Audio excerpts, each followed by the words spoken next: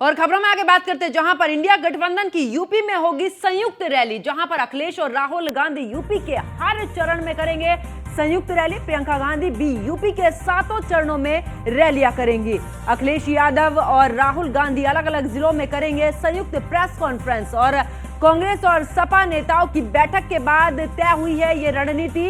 India गठबंधन के मुद्दे और बीजेपी के सवालों का देंगे जवाब। तो बड़ी खबर आपको बता रहे हैं, जहां पर अब अगर बात करें तो इंडिया गठबंधन को लेकर भी यूपी में संयुक्त रैलियां होनी है। अखिलेश और राहुल गांधी यूपी के हर चरण में संयुक्त रैली करेंगे। प्रियंका गांधी की बात करें तो यूपी के 7 चरणों में उनकी तरफ से भी रैली होगी और अखिलेश यादव और राहुल गांधी अलग अलग जिलों में भी दौरान चुनावी जनसभा को संबोधित करेंगे। कांग्रेस और सपा नेताओं की जिस तरीके से बैठक हुई है उसमें पूरे तरीके से रणनीति भी बनाई गई है। तो इंडिया गठबंधन की यूपी में होगी संयुक्त रैली। और ज्यादा जानकारी के साथ हमारी संवाददाता स्कंदिता मिश्रा लगातार हमारे साथ में बनी हुई है। स्कंदिता, अगर बात करें तो अभी जिस तरीके से जिक्र कर रहे थे कि विपक्ष की तरफ से कोई भी एक्टिवनेस नजर नहीं आ रही, लेकिन अब ऐसे में संयुक्त रैली अखिलेश यादव और राहुल गांधी की नजर आएगी 7 चरणों में, इस दौरान रैलियां करेंगे।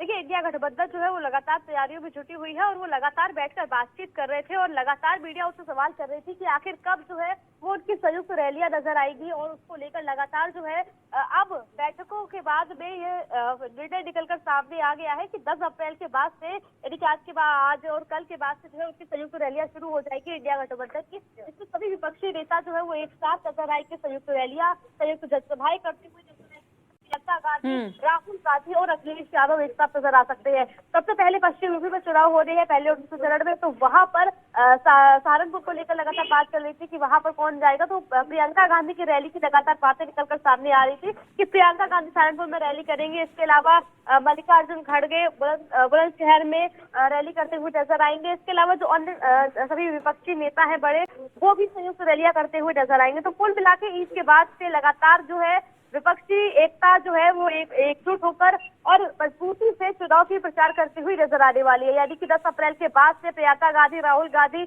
और अखिलेश यादव एक साथ नजर आएंगे और कहीं ना कहीं अब है वो एक्टिव दिख रहे हैं। और अब धरातल पर भी अपने जो प्रत्याशी उन्होंने उतारे हैं विपक्ष में, अगर पश्चिम यूपी की बात की जाए तो पश्चिम यूपी की जिन जिन सीटों से समाजवादी पार्टी के प्रत्याशी उतरे हैं वहां पर उनके लिए प्रचार करते हुए, वोट अपील करते हुए नजर आएंगे। लगातार उनके प्रत्याशी जो है वो अपने क्षेत्र में मेहनत कर रहे हैं। पहले उनके सीटों को लेकर लगातार पेश होता रहा कि एक सीट पर 3 बार प्रत्याशी घोषित किए गए, बदले गए। लेकिन अब जब चीजें क्लियर हो गई है, जब नामांकन हो चुका है सभी पहले चरण दूसरे चरण को लेकर, तो अब ऐसे में लगातार विपक्षी एकता जो है वो अब रैलियां करती हुई और जनसभाओं को संबोधित करती हुई नजर आने वाली है। जिससे अगर सहारनपुर की बात की जाए, बुलंदशहर की बात करी जाए, तो लगातार यहाँ पर रैली देखने को मिल सकती है जहाँ पर प्रियंका गांधी, राहुल गांधी और अखिलेश यादव एक साथ नजर आएंगे। तो एक बार फिर जो 2017 में देखने को मिली थी वो एक बार 2024 में फिर से राहुल और अखिलेश की जोड़ी, यानी कि 2 युवाओं की जोड़ी एक साथ नजर आएगी। अखिलेश यादव लगातार पीडीए की बात कर रहे हैं और राहुल गांधी लगातार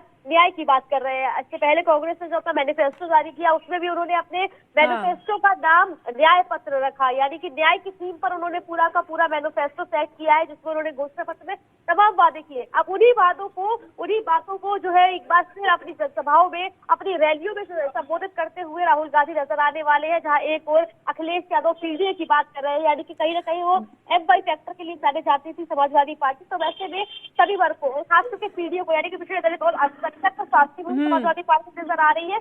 तो वही अगर कांग्रेस की बात कर ली जाए तो मुस्लिम वोट बैंक पे उनकी एक मजबूत पकड़ है, उस पर नजर टिकाए हुए हैं कि कैसे भी वो ना छिटके, वो अपने खेमे में बना रहे मुस्लिम वोट बैंक। और इसके अलावा पीडीए जो है वो भी उनके साथ आए। बिल्कुल, इसका अगर बात करें एमवाई फैक्टर पे तो हमेशा से ही समाजवादी पार्टी रही है और ऐसे में अगर कांग्रेस की बात करें 17 सीटों पर, लेकिन पश्चिमी उत्तर प्रदेश की बात करें पिछली बार की भी, तो थोड़ा सा समाजवादी पार्टी का, क्योंकि वहां पर आरएलडी का सबसे ज्यादा मजबूत पक्ष रहा है, ऐसे में आरएलडी अब बीजेपी के साथ में जा चुकी है, यानी कि एनडीए गठबंधन का हिस्सा हो चुकी है। ऐसे में थोड़ी मुश्किलें समाजवादी पार्टी का जो गठबंधन है कांग्रेस और समाजवादी पार्टी का हो सकता है कि इसे थोड़ी सी मुश्किलों का सामना करना पड़ सकता है। देखिए, बिल्कुल इसमें कोई शक नहीं है कि आरएलडी जब जयंत चौधरी समाजवादी पार्टी के साथ थे तो कहीं ना कहीं उनको थोड़ी मजबूती थी।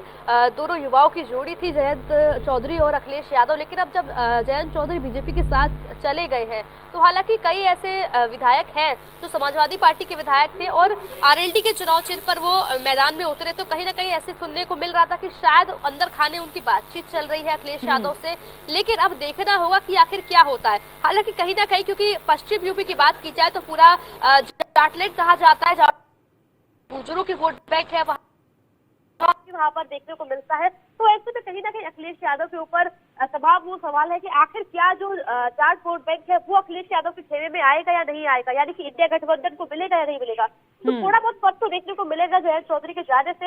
हालांकि समाजवादी पार्टी और कांग्रेस लगातार प्रयास कर रहे हैं कि कैसे उस कमी को भरा जाए और लगातार मजबूती के साथ अपनी पार्टी को आगे ले जाया जाए और किस तरीके से इंडिया गठबंधन के साथ आकर भारतीय जनता पार्टी। बिल्कुल, और अब 10 तारीख के बाद जब संयुक्त रैलियां होंगी उसमें देखना होगा कि आखिरकार कितना प्रदर्शन गठबंधन की तरफ से नजर आता है। बहुत बहुत शुक्रिया स्कंदिता, हमारे साथ जुड़ने के लिए, तमाम जानकारी साझा करने के लिए।